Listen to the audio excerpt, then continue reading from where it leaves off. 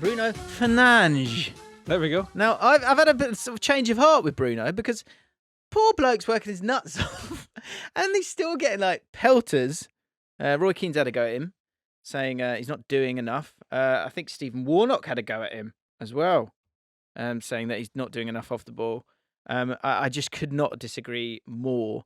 And I think for all the kind of petulance and frustration that you as a viewer can feel sometimes with him, in this team, the way they're playing, the way they're struggling, that his grit to continue at and the stamina that he has, I just think he's become it's all turned around for me. I really, really rate him. I think it's incredible that he's like had to go through these last few years with Man United. Like they just like player by player, they've all just been woeful, and he's just kind of there on his own. And I think the amount of times with the games I've watched where he does something, and it's like if the other pieces are where they should be, where they need to be at the time, where they need to be there, then the whole team would be working so much better.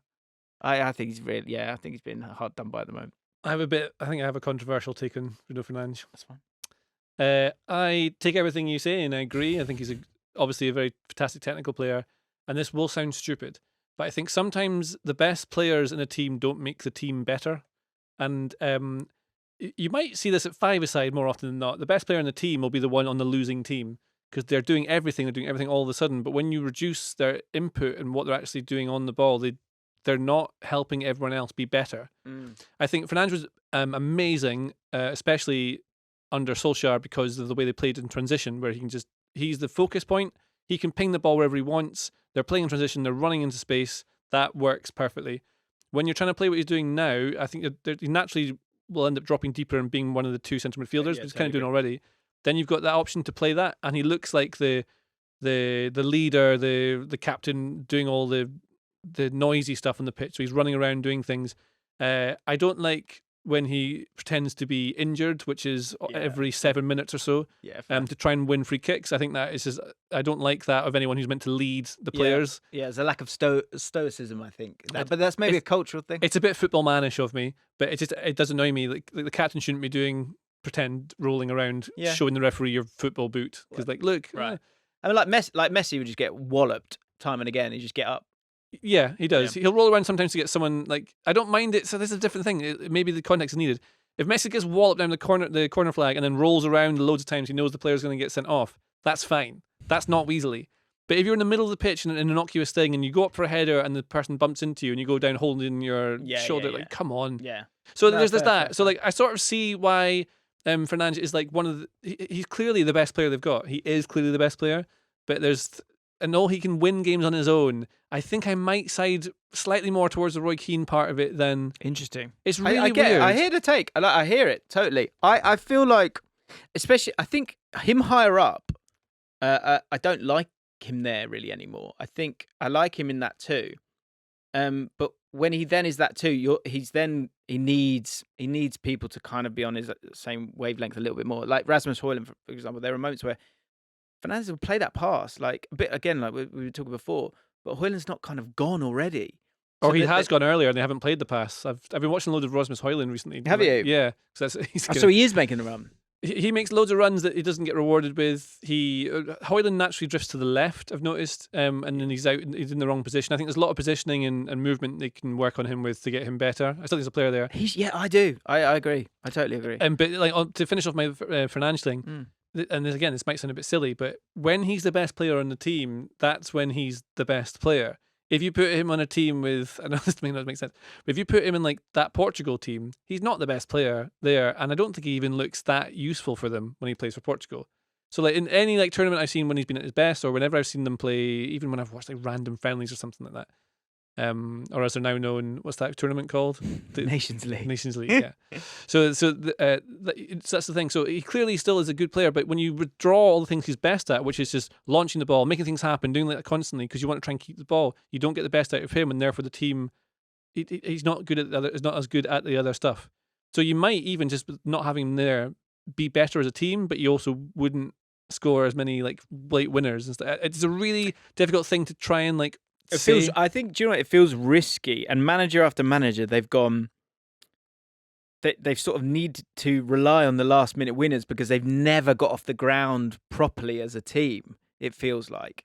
Whereas maybe you're right. Like if you take him out and you kind of go, right, come on, lads. Like someone else needs to kind of. I mean, in step up, transition, he's or amazing. You need to work together as a team better. Why we play with? Why we put him in? Like if we put him in Arsenal, Liverpool, who would he, like? Where would he go?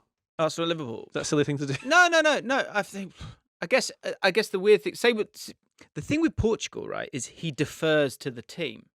At Man United, the team defers to him a lot of the time. So I think sometimes there's a stunting that's going on. That's what I mean. Yeah, there's a stunting that's going on, a ripple effect, if you will, sort of a deadening ripple effect to the rest of the team, which I think that's a really fair point. I just think I think he's on his own out there.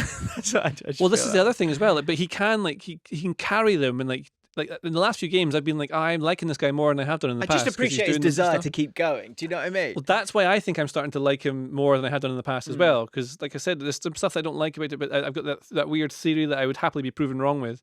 I think that's there. My player I wrote down off the sort of the back of what we're talking about here.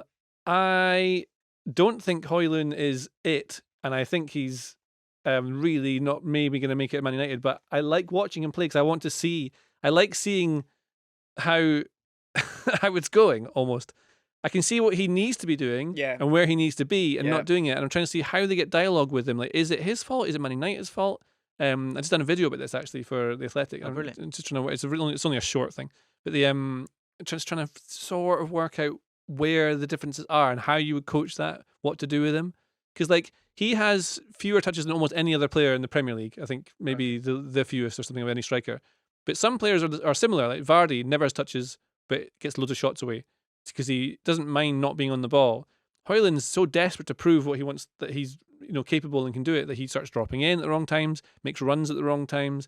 Other people don't play passes in behind at the times than they should do. Yep. And so it all adds into this sort of mix of like real confusion over what to do. And it's not that I like watching him struggle. I like watching him develop, and I find that interesting. Yeah. No, absolutely. And I've jumped. What's the phrase I'm trying to find it? He's a horse of mine. I'm hoping he. What am I trying to say here? I'm backing him. Yeah. I've tried to back him because I think profile wise, he's a really great fit for Amorim. I would say to that as well. One thing I always notice is that, and I don't know. I think I don't know this, but I get the feeling that he needs to be more alpha. Like in the sense of his personality within that group that go, when I make that fucking run, fucking play it. Because there's moments, I swear to God, every time I see Garnacho, maybe again, this is a different thing where Garnacho is more, is more of a selfish player. But I think if Garnacho's playing with Ronaldo, forget the age of Ronaldo, but Ronaldo makes the exact same runs, he plays the pass. You and earn that with talent, don't you? And like proving you can do it. And I have this like weird pop psychology theory that the other players don't pass to him on purpose. What, you think they do or don't? I think they don't pass to Hojlund because they don't. I don't think he's either in the right place or they think he's not going to do what they want him to do with the ball. Yeah, exactly. I think subliminally they don't believe in him. But I would like to see. I want him facing goal far more. And I think if those two players in that what does he always play 3-4-3? Those two sort of half-space players, right?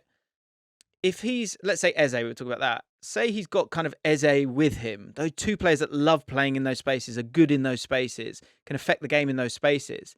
They've still not really figured out who those two players are. And when talking about dialogue and things like that, that will play a big part in elements of Rasmus Hojlund getting on the ball, getting chances, and then himself maybe believing in those runs and also not getting involved as much as he sometimes wants to as well. So I think all of those things don't help. And if you say like Xerxes playing recently, even he sort of defers to Bruno Fernandes at times.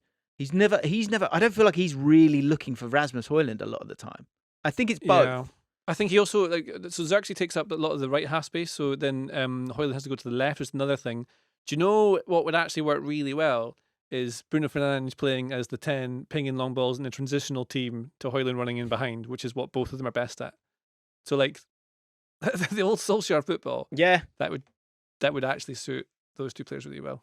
I don't know. I'm doing vocal fry like I'm The next the boy from OpenAI. Next- next October, Solskjaer will be back. No, I feel like I've been too harsh on Bruno Fernandes. I don't want to be calling people out, but No. Discussion.